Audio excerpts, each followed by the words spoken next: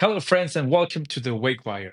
Today, I want to talk to you about a handheld I've seen in many YouTube videos, and it's the real cyberdeck. It's a handheld console, and the name is Mecha Comet, and you can see it right here. It was presented in CES 2025, and all the videos that I've seen, it's really amazing.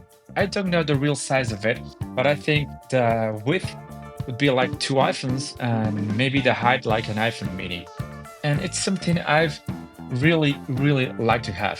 If you enter to Kickstarter and put Mecha Comet, you can find the homepage, but the program is still not online. It says that it'll start from 159, but I'm not really sure. It seems like a really low price for me, but it's really interesting. You have like these leads you can put on, and there's a gaming pad, also like a BlackBerry keyboard, and it'll be running Linux. So I've looked for devices like this the last year, and I've seen others that have come up, but this is the one I've liked the most. Seems really compact, and I would really like to try it. So let's see a little bit of the specs. So if you go to the homepage of mechacomet.so, we'll find that it has a 1.5 gigahertz ARM64 processor. It says it will have 32 gigabytes of flash drive, a 3.5-inch touchscreen that I think